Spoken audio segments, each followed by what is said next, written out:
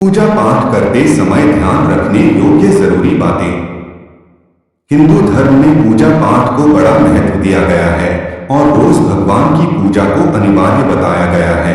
लोग इसका पालन भी करते हैं, लेकिन कई बार देखा गया है कि कुछ लोग हमेशा इस बात की शिकायत करते हैं कि वे पूजा तो कर रहे हैं, लेकिन उन्हें पूजा का सही फल नहीं मिल रहा है। दिन रात भगवान के नाम को जपते हैं, लेकिन भगवान उनकी प्रार्थना नहीं सुनते हैं। इसके कई कारण हो सकते हैं, लेकिन एक बड़ा कारण पूजा के नियमों में कुछ गलतियां होना है। लोग जाने अनजाने में भगवान को कुछ ऐसा चढ़ा देते हैं जो उन्हें प्रिय नहीं होता है। ऐसे में हो सकता है कि भगवान नाराज हो जाएं और पूजा का फल न मिले। इसलिए हम आपको बताने जा रहे हैं कि पूजा पाठ करते समय आपको किन किन बातों का विशेष ध्यान रखना चाहिए। लेकिन उससे पहले अगर आप भी चाहते हैं कि लक्ष्मी माता का आशीर्वाद आप पर बना रहे, तो इस वीडियो को एक लाइक करें और चैनल को सब्सक्राइब कर लें और कमेंट बॉक्स में जय लक्ष्मी माता जरूर लिखें। नंबर 1, किसी भी भगवान के पूजन में उनका आवाहन करना या आमंत्रित करना, ध्यान करना, आसन देना, स्नान करवाना, धूप दीप जलाना, अक्षत या चावल, कुमकुम, चंदन, पुष्प या फूल, प्रसाद आदि अनिवार्य रूप से होना चाहिए। नंबर 2, पूजन में पान का पत्ता भी रखना चाहिए। ध्यान रखें, पान के पत्ते के साथ इलायची, लौंग, गुलकंद आदि भी चढ़ाना चाहिए। पूरा बना हुआ पान चढ़ाएंगे तो श्रेष्ठ रहेगा। नंबर 3, देवी देवताओं को हार, फूल, पत्तियां आदि अर्पित करने से पहले एक बार साफ पानी से अवश्य धो लेना चाहिए। नंबर 4, सभी प्रकार की पूजा में चावल विशेष रूप से चढ़ाए जाते हैं। पूजन के लिए ऐसे चावल का उपयोग करना चाहिए जो अखंडित पूरे चावल हो, यानी टूटे हुए ना हो। चावल चढ़ाने से पहले इन्हें हल्दी से पीला करना बहुत शुभ माना गया है। इसके लिए थोड़े से पानी में हल्दी घोल लें और उस घोल में चावल को डुबोकर पीला किया जा सकता है। नंबर 5, पूजन कर्म में इस बात का विशेष ध्यान रखें कि पूजा के बीच में दीपक बुझना नहीं चाहिए। ऐसा होने पर पूजा का पूर्ण फल प्राप्त नहीं हो पाता है। नंबर 6, भगवान विष्णु को प्रसन्न करने के लिए पीले रंग का रेशमी कपड़ा चढ़ाना चाहिए। माता दुर्गा, सूर्यदेव व श्री गणेश को प्रसन्न करने के लिए लाल रंग का, भगवान शिव को प्रसन्न करने के लिए सफेद वस्त्र अर्पित करना चाहिए। नंबर 7, किसी भी प्रकार के पूजन में कुल देवता, कुल देवी, घर के वास्तु देवता, ग्राम देवता आदि का ध्यान करना भी आवश्यक है। इन सभी का पूजन भी करना चाहिए।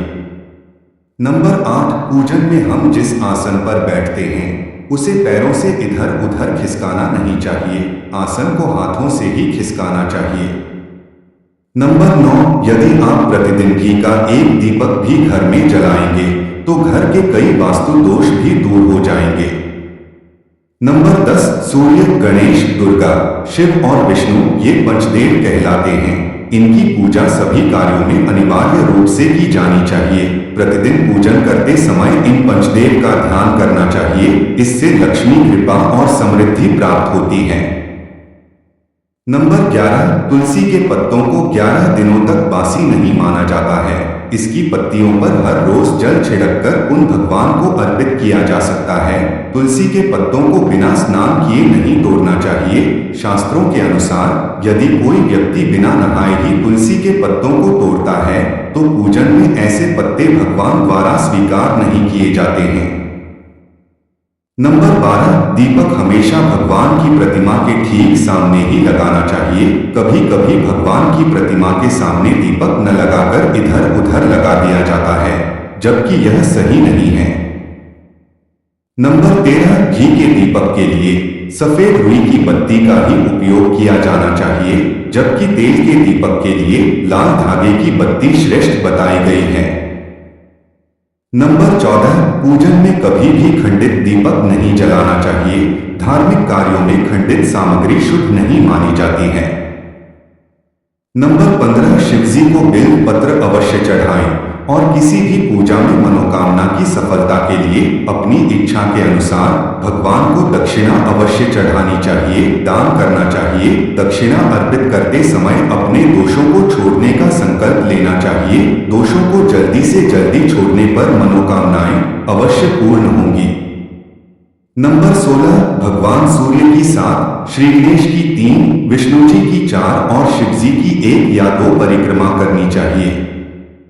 नंबर 17, घर में या मंदिर में जब भी कोई विशेष पूजा करें तो अपने इष्ट देव के साथ ही स्वस्तिक, कलश, नवग्रह देवता, पंच लोकपाल, षोडश मातृका, सप्त मातृका का पूजन भी अनिवार्य रूप से किया जाना चाहिए। इन सभी की पूरी जानकारी किसी ब्राह्मण पंडित से प्राप्त की जा सकती है। विशेष पूजन पंडित की मदद से ही करवानी चाहिए ताकि पूजा विधिवत हो सके। नंबर 18, घर में पूजन स्थल के ऊपर कोई कबाड़ या भारी चीज न रखें।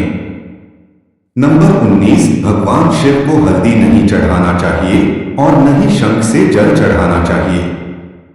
नंबर 20, पूजन स्थल पर पवित्रता का ध्यान रखें। चप्पल पहनकर कोई मंदिर तक नहीं जाना चाहिए। चमड़े का बेट या पर्स अपने पास रखकर पूजा न करें। पूजन स्थल पर कचरा इत्यादि न जमा हो पाए। नंबर 21, मंदिर में लगे सूखे हार फूल हटा देने चाहिए। नंबर 22, हमेशा भगवान श्री गणेश की आराधना से पूजा प्रारंभ करें। श्री गणेश को तुलसी दल चढ़ाने से बचें। भगवान गणेश को तुलसी दल चढ़ाने से दोष लगता है। नंबर 23, शिव शंभु को कभी भी केतकी का फूल नहीं चढ़ाना चाहिए। पौराणिक कथाओं के अनुसार भगवान शिव ने केतकी को श्राप दिया था, इसलिए भगवान शिव को यह फूल नहीं चढ़ाना चाहिए, वरना भक्तों के काम बिगड़ सकते हैं। नंबर 24, भगवान की प्रतिमा को स्नान करवाते वक्त सिर्फ उंगलियों का प्रयोग करें। भगवान को स्नान करवाते समय कभी भी अंगूठे का इस्तेमाल नहीं करना चाहिए। ऐसा करने से भगवान अप्रसन्न होते हैं और घर में विपत्ति आती है।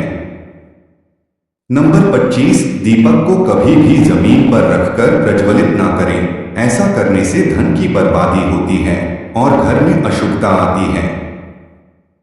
नंबर 26, पूजा के वक्त अगरबत्ती का प्रयोग ना करें। ऐसा इसलिए क्योंकि इसे बांस की लकड़ियों के साथ बनाया जाता है और बांस की लकड़ियों का प्रयोग अंतिम संस्कार में किया जाता है, इसलिए इसे अशुभ माना गया है। नंबर 27, रविवार के दिन तुलसी के पत्ते तोड़ने से बचें। मान्यताओं के अनुसार रविवार के दिन तुलसी के पत्ते तोड़ने से भगवान विष्णु अप्रसन्न होते हैं। नंबर 28, भगवान शालिग्राम को कभी भी चावल अर्पित नहीं करना चाहिए। वास्तुशास्त्र के अनुसार ऐसा करने से दोष लगता है। नंबर 29, पूजा में गंदे कपड़े पहनकर ना बैठें। कभी भी गंदे कपड़े पहनकर पूजा नहीं करनी चाहिए। मान्यताओं के अनुसार ऐसा करने से घर में दरिद्रता आती है।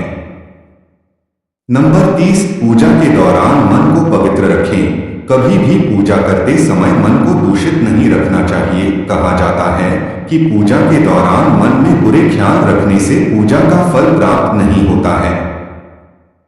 नंबर 31, पूजा में इस्तेमाल किए गए फूल अगर सूख जाएं, तो उन्हें कभी भी फेंके नहीं। सूखे हुए फूलों को किसी पवित्र नदी में प्रवाहित कर दें। नंबर 32, शास्त्रों के अनुसार देवी देवताओं का पूजन दिन में 5 बार करना चाहिए। सुबह 5 से 6 बजे तक ब्रह्मा मुहूर्त में पूजन और आरती होनी चाहिए। इसके बाद रात 9 से 10 बजे तक दूसरी बार का पूजन, दोपहर में तीसरी बार पूजन करना चाहिए। इस पूजन के बाद भगवान को शयन करवाना चाहिए। शाम के समय 4-5 बजे पुनः पूजन और आरती।